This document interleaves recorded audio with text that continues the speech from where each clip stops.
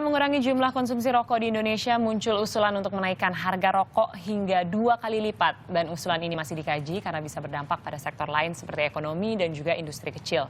Namun sejauh mana perkembangan kajian pembahasan ini, kita akan langsung saja berbincang dengan Ibu Irma Suryani, anggota Komisi 9 DPR RI. Selamat pagi. Pagi. Dan juga di sini sudah ada Profesor Hasbullah Tabrani, Guru Besar FKM UI. Selamat pagi. Selamat pagi Mbak Ines. Selamat pagi. Pak Hasbullah, saya sebenarnya penasaran terlebih dahulu begitu. Kalau kita melihat harga 50.000, dari mana datangnya harga 50.000 itu? 50.000 itu datang dari survei kami. Kami tanyakan kepada responden kami, apakah Anda setuju menaikkan harga rokok dan cukai rokok untuk menutup defisit JKN yang sekarang diramaikan? 82% setuju. 82%? Yes. Oke. Lalu kami eksplor lagi, kalau setuju dinaikkan sampai berapa mereka mampu membeli rokok? Ada ruang fiskal yang bisa dimobilisir. Kalau dalam ilmu ekonomi namanya welfare loss kalau kita tidak lakukan naik. Jadi saya tanyakan, kalau harga rokok kita naikkan 25.000, berapa yang akan berhenti merokok? 14% cuma bilang, oh kalau segitu saya berhenti. Masih kami bayar. Saya tanya lagi, kalau 35.000, 13%. Ya. Begitu kita tanya 50.000, 72% bilang, oh kalau 72.000 kami mikir-mikir untuk, kalau 50.000 kami mikir-mikir untuk berhenti. 72% yang bilang demikian? Yes. Nah, hasil kajian ini kami publikasi dalam jurnal Ekonomi Kesehatan. Ya, jurnal ini terbuka. Jadi di internet bisa di-search, dicari, dibaca. Nah, rupanya banyak yang membaca jurnal ini. Ini respondennya terhadap berapa orang? 1.000 orang. 1.000 orang, iya. Ya, maka kemudian banyak yang baca dan rupanya ini kalau menurut kami ini ada indikasi bahwa memang masyarakat menginginkan ada kendali rokok luar biasa supaya tidak banyak konsumsinya. Saya banyak dapat respon dari ibu-ibu yang menyatakan, ya memang naikin aja nih, susah betul. Suami saya disuruh berhenti nggak berhenti juga. Kalau dia naik, dia tahulah dia akan berhenti. Ini jadi saya lihat rupanya kemudian ada yang dengan berinisiatif keluarlah ada SK udah naik rokok dan sebagainya, bikin ramai. Jadi wacananya memang berkembang di luar sana begitu ya, Prof. Tetapi kembali lagi kalau misalnya kita melihat industri rokok sendiri, mungkin memang ada kalau kita bilang di sini stakeholder mungkin yang pro kesehatan, tapi juga ada yang pro industri. Nah, sejauh ini kajiannya dari Prof. Hasbullah ini sudah berkembangkah di DPR, Bu Irma? Iya.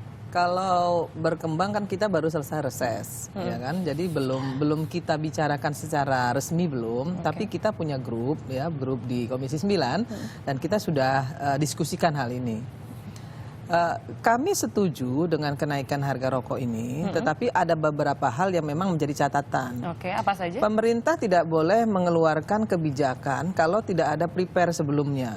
Artinya begini. Jangan sampai nanti kejadian seperti kasus vaksin itu terjadi.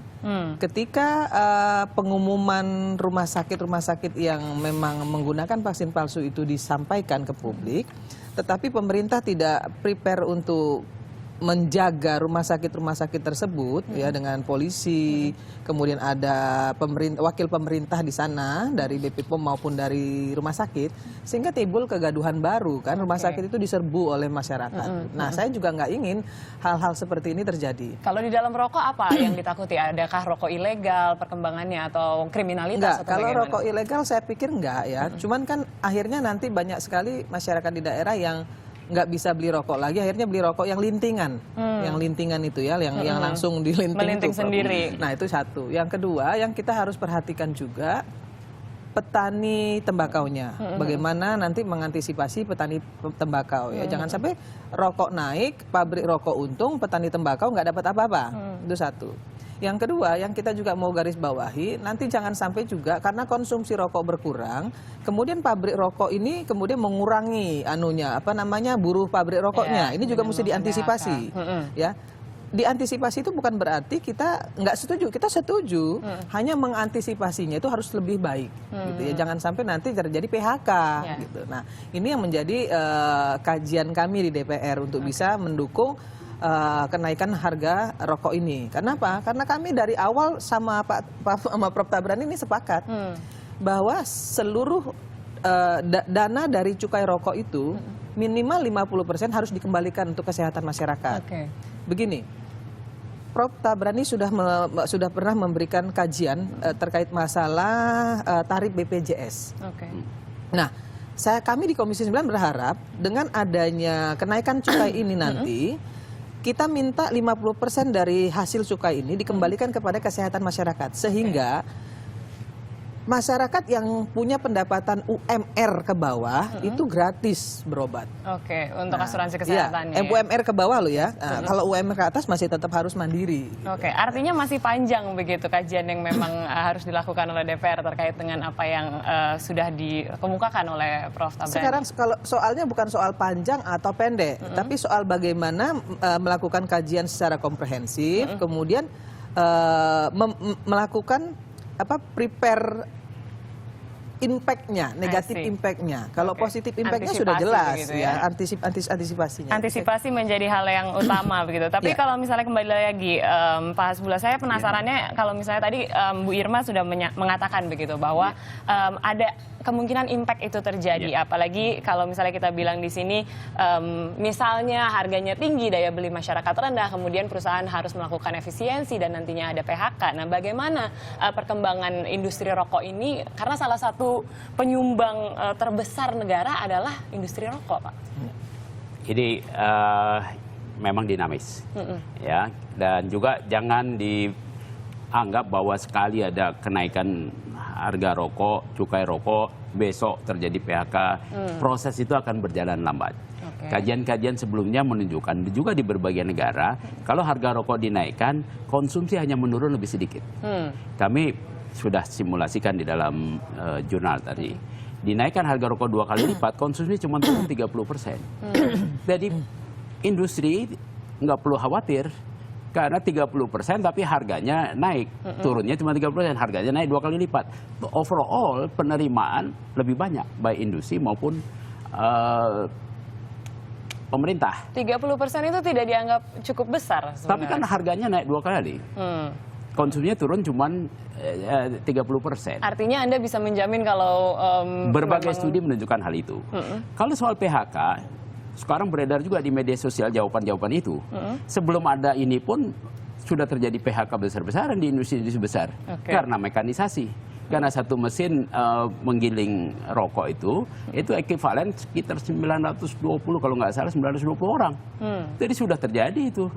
Perusahaan-perusahaan rokok besar pindah ke mesin, sekarang namanya rokok kretek mesin, rokok putih mesin, itu menurunkan tenaga kerjanya, padahal revenue naik terus. Tapi dia kurangin.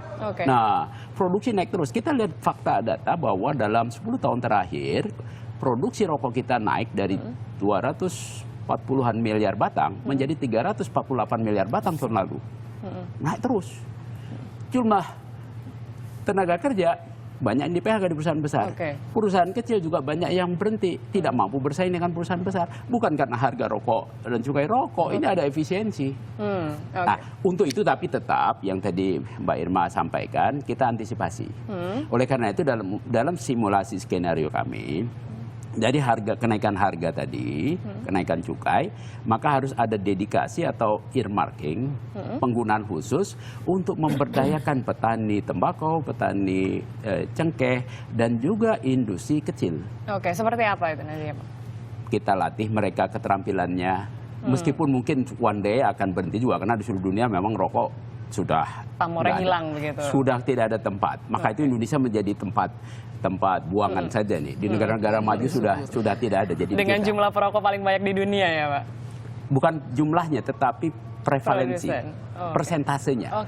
Kalau jumlah kita kalah dengan di Cina. Cina tuh 300 juta. Masa Pak? Saat ini katanya kita ranking pertama. Ranking pertama prevalensi, artinya persentase yang merokok. Kita memang ranking pertama, ya. Tapi kalau jumlah angkanya, karena jumlah penduduk Cina jauh lebih banyak, nah, jumlahnya masih lebih tinggi di Cina. Persentase di sini. Persentase kita di sini, ya.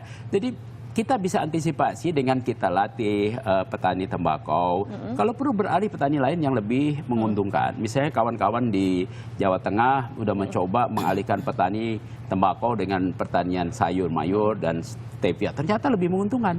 Nah, ini kan kita bisa latih, buka marketnya. Tenaga kerjaan rokok juga harus bisa kita latih, ya, sehingga Pak Jokowi yang dalam Nawacita 5 indikator 20 menargetkan cukai rokok naik 200% tahun 2019. Sekarang saya lihat sudah banyak dapat dukungan nih. Oke. Ya, tapi yang penting tadi satunya yang Mbak Irma bilang, kembalikanlah kepada rakyat. Kembalikanlah dana itu kepada petani tembakau, petani cengkeh, pekerja rokok di industri kecil, sehingga mereka bisa berdaya. One day dia kalau perlu dia pindah alih kerja, dia bisa alih kerja. Saya tanyakan mereka, saya diskusi sama teman-teman MTI. Saya bilang, apakah Anda harus mempertahankan bertani tembakau dan bekerja di industri rokok? Jawaban mereka enggak, yang penting income kami tambah naik. Bisa saja pindah, kenapa mesti bertahan di situ? Bukan di situ. Saya bilang contoh saja.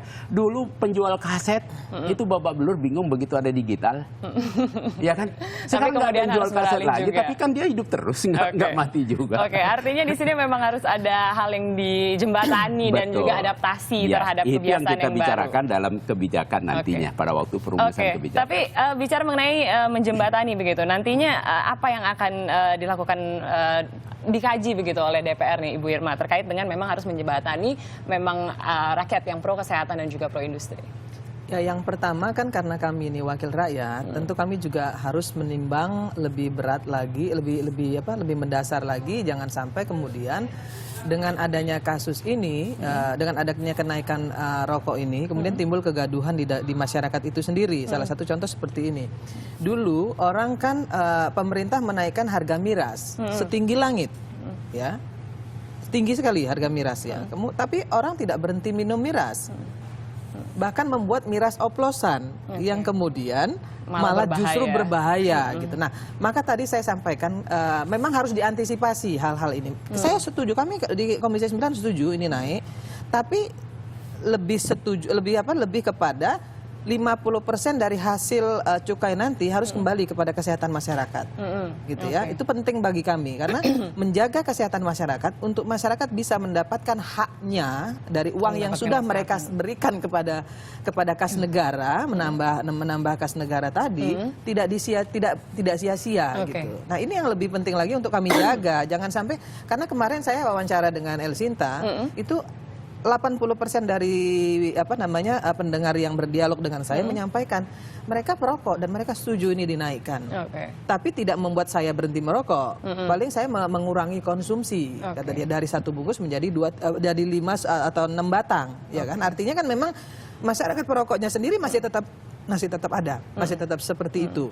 Ada konsumen. Yang kedua, yang saya ingin juga Pak Prof Tabrani nanti juga menjadi masukan. Singkat saja, Bu Irma. Iya. Orang merokok 5 batang, 10 batang dengan orang yang merokok 2, 3 batang, 4 batang kan efeknya sama.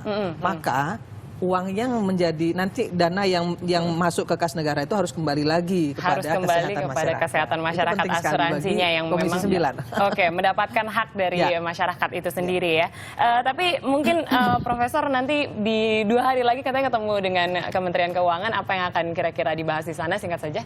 Ya, saya minta ketemu dengan teman-teman di Badan Kebijakan Fiskal untuk mempersiapkan ya hasil dialog dan sebagainya, dan juga menyampaikan hasil kajian kami. Next step-nya bagaimana? Kita cari yang win-win. Win-win solution itu nggak ada tentunya yang mau win-lose tuh enggak. Ya. Baiklah, win-win solution, karena memang kalau misalnya melihat target cukai dalam RAPBN 2017 ini sebesar 157,16 triliun, tetapi khusus cukai hasil tembakau ini targetkan 149,88 triliun. Tentunya kontroversi ini masih akan terus bergulir, masyarakat juga sudah banyak membicarakan, apalagi kalau kita melihat sosial media, tapi kita harap win-win solution itu bisa terwujud. Terima kasih banyak Bu Irma dan juga Profesor Hasbullah Tabrani yang sudah hadir di sini.